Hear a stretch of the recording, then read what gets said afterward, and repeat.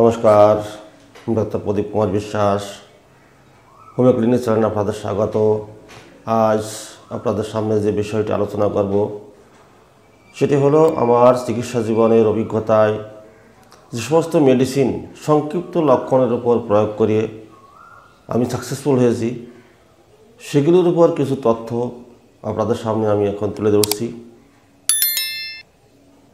প্রথম পয়েন্টটি হলো যেরকম স্থলান্তরের রোগ মানে মলদ্বারের রোগ। যে সমস্ত রোগীর মলদ্বারের বা পায়খানা করতে গেলে সহজে বেরোয় না, ছিঁড়ে পায়খানা বেরোয়, কোষ্ঠকাঠিন্য ভাব না, অথচ পায়খানা পরিষ্কারভাবে হয় না, তাদের ক্ষেত্রে যে সমস্ত মেডিসিন প্রয়োগ তার মধ্যে উল্লেখযোগ্য হলো অ্যালোমিনা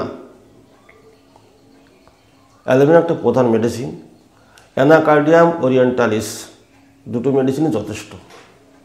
কিন্তু মনে রাখবেন যে কোন কোন ক্ষেত্রে আমি অ্যানাকার্ডিয়াম ওরিয়েন্টালিস দেবো আর কোন কোন ক্ষেত্রে অ্যালোমিনা দেবো সেটা কিন্তু মনে রাখতে হবে।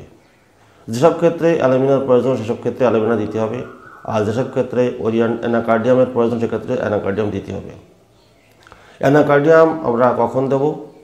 যে সমস্ত রোগীর দেখতে হবে যে তার ব্রেনের একটু সমস্যা আছে, অর্থাৎ পড়লেই মনে থাকে না, বা রোগী হাঁটতে গেলে মনে হয় যে আমার পিছনে কে আসছে, এই ধরনের সিমটম যাদের থাকবে, অর্থাৎ যাদের ব্রেনের একটু গণ্ডগোল আছে বা মনে স্মৃতিশক্তি কম আছে, এটি প্রথম লক্ষণটা চিন্তা করতে হবে যে যাদের স্মৃতিশক্তি কম সেই ক্ষেত্রে অ্যানাকার্ডিয়াম আসবে।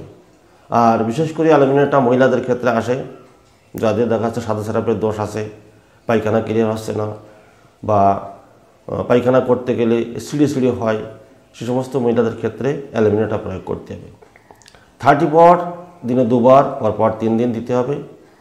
এইবার দেখা যাচ্ছে মনে করেন একটা অ্যালোমিনার পেশেন্ট, সে এসে বললো যে আমার পায়খানা ঠিক হচ্ছে না, কচে পায়খানা হচ্ছে, কিন্তু পায়খানা প্রথম হচ্ছে কষা বেরোয়, পরে পাতলা বেরোয়, কিন্তু পরিষ্কার হয় না, ছিঁড়ে যাকে বলে। আর সে বললো ডাক্তারবাবু আমার তো পায়খানা পরিষ্কার হচ্ছে না, কী করা যায়? তখন তাকে দেখা যাচ্ছে সিমটম শোনার পর দেখতে হবে অ্যালোমিনার পেশেন্ট। যদি তার দেখা যাচ্ছে যে সাদা স্রাবের দোষ থাকে, অম্বল গ্যাসের দোষ থাকে, অজীর্ণভাবের দোষ থাকে, সেক্ষেত্রে অ্যালোমিনার সঙ্গে 30 পর অ্যালোমিনা চলবে, তার সঙ্গে অন্য পটেন্সি দেওয়া যেতে পারে। যেরকম সাদা স্রাবের দোষ থাকলে অশোকা মাদার দিতে পারেন, যদি দিতে পারেন 30 পর না অ্যালোমিনা চললো, সকাল বিকেলে 2 বার, পরপর 7 দিন, আর তার সঙ্গে অশোকা মাদার চললো 10 ফোঁটা করে 3 বার, দেখবেন অভ্যর্থ ফল পাবেন। শুধু অ্যালোমিনা দিলে তার কিন্তু ওই সাদা স্রাবের দোষটা কাটবে, কিন্তু সম্পূর্ণ ক্লিয়ার হবে না। পায়খানাটাও ঠিক হবে কিন্তু সম্পূর্ণ ক্লিয়ার হবে না। সঙ্গে অশোকা মাদারটা দিলে তার মাসিকের সমস্যাটা থাকবে না, আর পুরোপুরি ক্লিয়ার হয়ে যাবে। অর্থাৎ যখনই কোনো পোটেন্সি আমরা প্রয়োগ করব তখন দেখতে হবে যে তার আর কী কী সমস্যা আছে শরীরের। যদি অম্বল গ্যাস থাকে, মনে করেন পায়খানা ক্লিয়ার হচ্ছে না, শক্ত হচ্ছে, ঘুম হচ্ছে না, অস্থিরতা ভাব শরীরের ভিতর কোনো রকম অস্বস্তি বোধ থাকে, সেক্ষেত্রে নাক্স মাদারটা আসতে পারে। হজম শক্তি যদি কম থাকে, মনে করেন যা খাচ্ছে হজম হচ্ছে না, পেট ফেঁপে থাকে, সেক্ষেত্রে ক্যারিকা ফেঁপে মাদারটা আসতে পারে। ক্যারিকা ফেঁপে মাদার যদি দেন তাহলে সেক্ষেত্রে দেবেন হচ্ছে 10 ফোঁটা করে 3 বার খাওয়ার পরে, দেখবেন তার পায়খানাটাও ক্লিয়ার হচ্ছে। অর্থাৎ যে সমস্ত ভিডিও আমি আপনাদের সামনে শেয়ার করছি, প্রত্যেকটা ভিডিওর সঙ্গে আমি কিন্তু টোটাল মাদার টিংচার প্রয়োগ করার সিমটম আমি বলে গেছি। অর্থাৎ আপনারা যারা নতুন চিকিৎসক বা যারা হোমিওপ্যাথিক পছন্দ করেন তাদের উদ্দেশ্যে আমার বক্তব্য, আপনারা যখন রোগী যখন দেখবেন যে এখানে মাদার টিংচারের প্রয়োজন, সেক্ষেত্রে প্রত্যেকটা ক্ষেত্রে মেডিসিনের সঙ্গে কিন্তু মাদার প্রয়োগ করবেন, রোগী অতি সত্বর সুস্থ হবে। হোমিওপ্যাথি অনেকে বলেন হোমিওপ্যাথিতে সময় লাগে, সময় কিছু লাগে না যদি আমরা সঠিকভাবে ওষুধ প্রয়োগ করতে পারি। যেরকম একটা উদাহরণ দিচ্ছি, আপনার একটা ভদ্র মহিলার, মানে অল্প বয়সের ভদ্র মহিলা, ওই 25-30 বছর বয়স, তার সাদা স্রাবের দোষ আছে, প্রচণ্ড সাদা স্রাবের দোষ। কখন সাদা স্রাবটা হয়? স্নান করার পর যখন উপরের দিকে ওঠে তখন দর করে নিচের দিকে নেমে যায় 2 পা দিয়ে সাদা স্রাব, প্রচণ্ড সাদা স্রাব ভাঙে, পায়খানা ক্লিয়ার হচ্ছে না, ওই রকম ছিঁড়ে পায়খানা হচ্ছে। আসলে বলে ডাক্তারবাবু আমার পায়খানার সমস্যা আছে, সাদা স্রাব প্রচণ্ড হারে হচ্ছে, গরম জলের মতো বেরোচ্ছে, মাথার চুলের সমস্যা আছে, চুল পড়ে যাচ্ছে, মানে সাদা স্রাব ভাঙতে তার চুলগুলো পড়ে যাচ্ছে, এবং পায়খানার সমস্যা আছে। পায়খানা বেশিরভাগই কোষ্ঠকাঠিন্য নয়, পরে একটু হালকা পাতলা হয়, কিন্তু পরিষ্কার হয় না। তাকে সমস্ত লক্ষণ জিজ্ঞেস করে অ্যালোমিনা মাত্র 30 পর দিনে 2 বার, সকালে বিকেলে, সঙ্গে দিলাম অশোকা মাদার 10 ফোঁটা করে 3 বার, আর নাক্স মাদার টিংচার তার ঘুম হচ্ছে না, ঘুমটা দেখা যাচ্ছে রাত্রি 12টার আগে হচ্ছে, 12টার পরে আর ঘুম হয় না, সকাল যখন ঘুম থেকে ওঠে চোখটা বুঝে যায়, চোখ মেলতে পারে না, অর্থাৎ পুরোপুরি নাক্সের সিমটম ছিল তার। নাক্স মাথার পাঁচফোঁটা করে 3 বার, 10 থেকে 15 দিনের মধ্যে তার কিন্তু সাদাস্রাব বন্ধ হয়ে গেল, পায়খানাও ক্লিয়ার হয়ে গেল। সুতরাং এইভাবে যদি আমরা সম্পূর্ণ ডিটেলস জেনে প্রয়োগ করি মেডিসিন 100% সাকসেসফুল হবে। একটা ছেলে তার স্কুলে পড়ে, 12 ক্লাসে পড়ে, এসে বলছে তার মা যে কাকা আমার তো ছেলের পায়খানা হচ্ছে না, পায়খানা করার পর আবার দৌড়ে পায়খানা করতে, কিছুক্ষণ পায়খানা করার পর বসে আছে, চুপচাপ করে বসে আছে, পায়খানা করছে, হচ্ছে, আবার একটু দৌড়ে চলে, কিছুক্ষণ পর আবার গেলো পায়খানা যাতে হয়েছে। আর এর কি সমস্যা আছে? সমস্যা আছে পড়লে মনে থাকে না, সব সময় চিন্তা করে যে আমার কোনো কিছু বাজারে গেল, এই জিনিস আনতে বললো, অর্ধেক নিয়ে আনার অর্ধেক পড়ে থাকলো, মনে নেই তার।